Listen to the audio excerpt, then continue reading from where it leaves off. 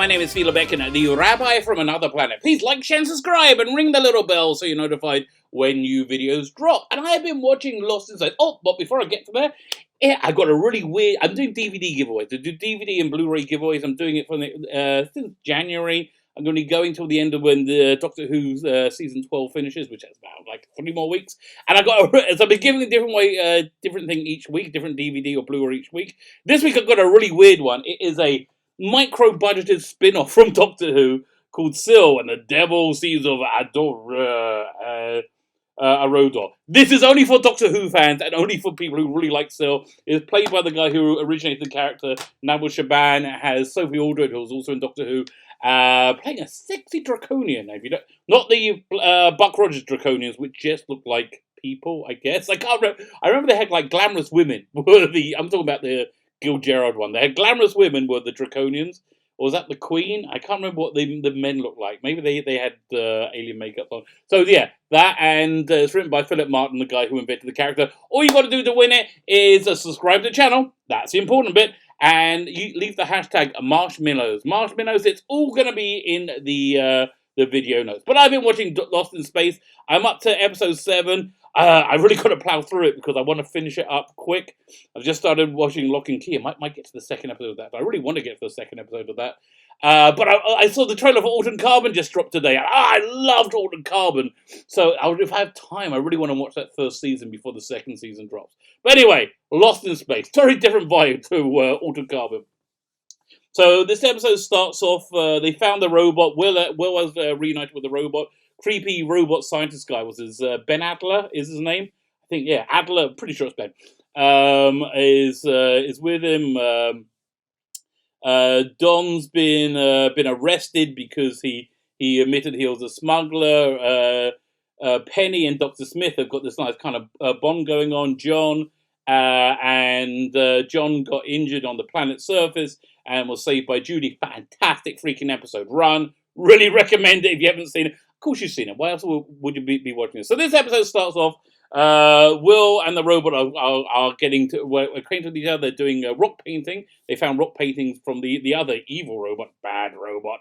Ben Adler is looking nervous, doesn't trust our robot, and he has a sneaky plan. He talks on his watch to capture and trap and presumably torture the robot into submission so he'll fly the ship for them all the way home.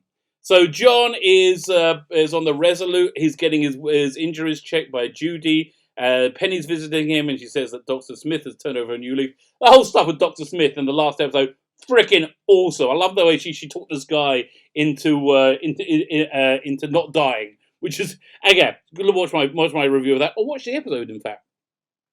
So John goes to the bridge of the Resolute to get back to doing his job. I can't remember what that was. He had to go down a well for something or other. When he's there, he's told the water that they pulled up, which was all contaminated with the metal-eating virus, they can clean it. Good news, they can clean it. Bad news, it's going to take 53 weeks because they have to get this chemical. They can't synthesize it. It takes a long time. I can't even remember what the chemical is. So fine. So they're stuck there for a year, right? And when he's there, John has a little tete-a-tete with the captain, who says, yeah, if you're going to flush my daughter into space again, you should have a little chat with me first.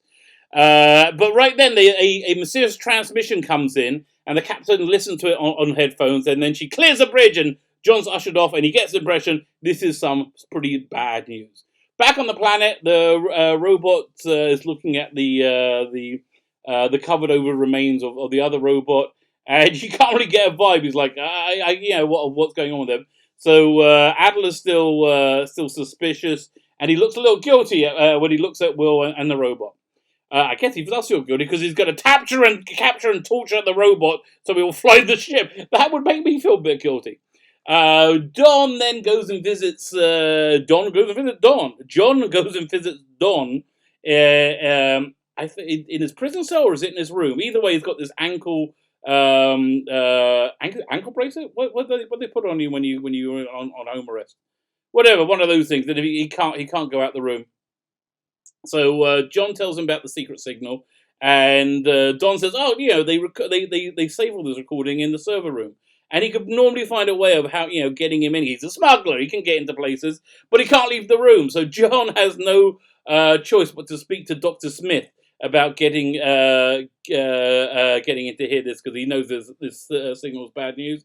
And they have this really good kind of like very honest, no bullshit question, which is interesting to Smith, because Smith's in a very different position now.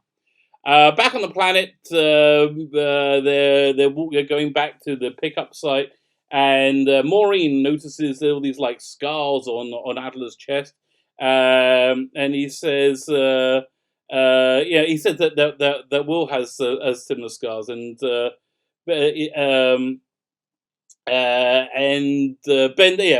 Adler, that's his name. They talk about the special connection that Will has to the robot. And then Adler says, I thought I had a special connection to Scarecrow as well, before he went crazy and tried to kill everyone. And he says, these things aren't alive. They don't know what life is. I think he might be wrong. That's the vibe I'm getting from it.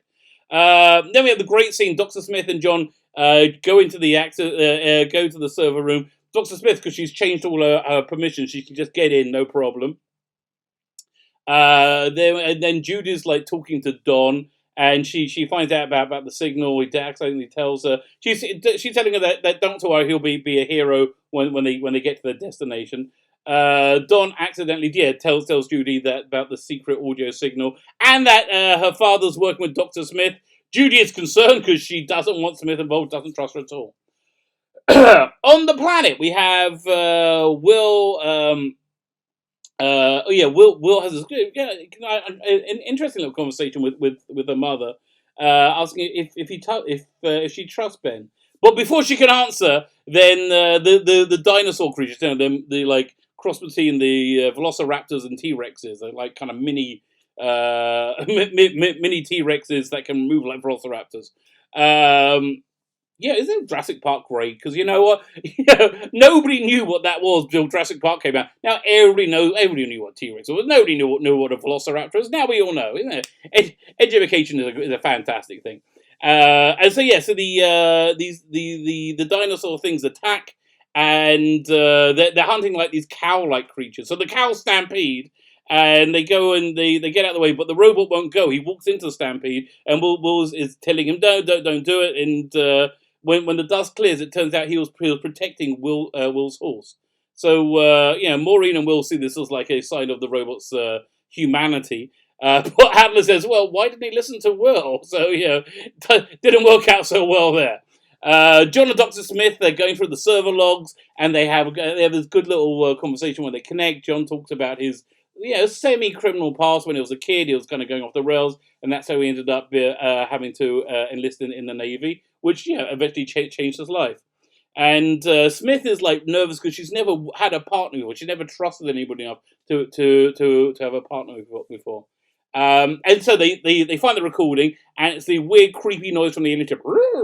That noise. But there's like a gazillion billion of them. They're coming from everywhere. Okay, so they have a fleet of alien ships coming to get them. They're probably a little bit pissed off. Like one alien, like one robot pretty much destroyed the Resolute. They got to get out of there, and they're in trouble. So on the planet, Ben's talking to his watch and saying, "Prepare the target for acquisition." That's really subtle, Ben. There's a sad moment where Will's horse gets infected by some toxin and is not going to make it and dies. And the robot's really sad. The robot mourns, for the horse. The robot's got like this connection to it. So Ben's confused about how this robot is able to mourn. Mourning is a real sign of cognitive intelligence. So he's starting to turn around. So John, back on the ship, John and Dr. Smith leave the server room. But the minute they go out, John's arrested. It turns out that Smith has tipped off Hastings, I think it's the chief of security, and turned him in.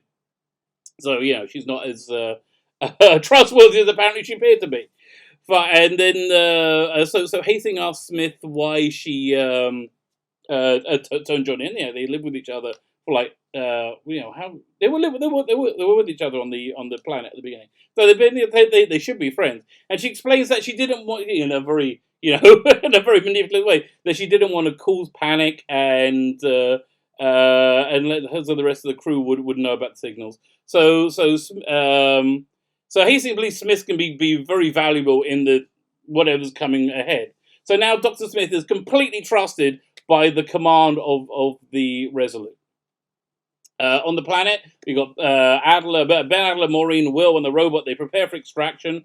Ben tells Will how important all of this is, and how this is going to save everyone. And then he notices the robot's carrying the horse's bridle. It's like the little is the thing with his name on. So he asks, "What's that?" He said the robot took it so he could have a memory of the horse. So this freaks out Ben, and he changes his mind completely. He sees the robot has humanity, so he calls off the whole like capturing him because he was heading towards this containment with like guys with like big electric proddy things to electrically prod him, I guess. And again, I guess torture him into flying the ship. And so now he's convinced of the robot's humanity, so he wants to go normally with Will as his companion. And so the robot's going to go on the strip, and he's not going to be treated the same way as Scarecrow. Back on the ship, John is now under house arrest. He's still got the same ankle bracelet thing as Don. So this family, the whole crew of the original crew, the Jupiter 2, not doing so well. They're all freaking in jail. Well, two of them in jail now. That's the entire male contingent. The entire adult male contingent. So Penny and Judy, they're freaking out, and they're mad at Smith, who's looking smug because she's in like this great position. But then it's all revealed that this was all a plan, a setup by John and Smith.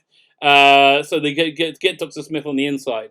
So Smith learns Hastings' trust, and she's found out there's this wacky plan that they're only going to be taking the people aboard the Resolute. There's all the people still on the surface to Alpha Centauri because they don't have enough water, and they got to get the hell out of there because that signal's coming. All the aliens are coming. So they're going to abandon all the people on the planet. This isn't so good. I think they bring up, obviously they bring up Will and Maureen and the robot. They need the robot. So right then we have the Maureen is called by what's his name, Victor, the guy who was the kind of antagonist in the first season, who's the guy in charge of the colonists, the civilian guy in charge of the colonists. And they say, well, how come we haven't had any more orders to be evacuated yet by the Resolute? And Maureen's like, everything's going to be fine. No need to worry whatsoever. So Will's telling the robot he's going to save everyone and everything's going to be great. And Adler tells Hastings that they don't need to use force to get the robot to help. But Hastings is not on board with it, you can tell. So they get onto the Jupiter 2. And they got a alien engine there. The alien engine there.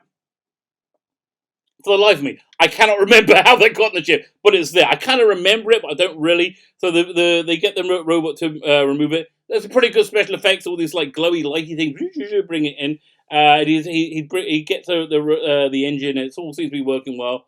Then Hastings goes to speak to Maureen in private, and he drops a bombshell. The alien ships are coming, and John is under house arrest. I'm not sure which one freaks her out most, but he doesn't mention the Resolute's about to leave and abandon everybody on the surface. So Maureen goes to see John, and they talk about and then so John tells her that they're going to abandon the colonists, and as soon as the robot finishes putting in the engine, the robot does finish putting in it, so the Resolute's ready to go. Not good news. So the episode ends with Maureen trying to come up with a plan.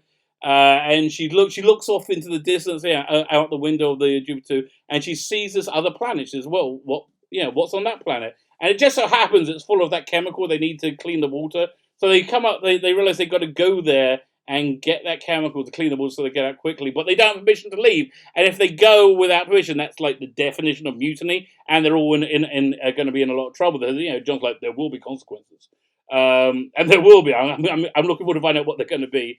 John says, look, we just need a plan. And right then, Dr. Smith comes in and says, exactly. So she's on board.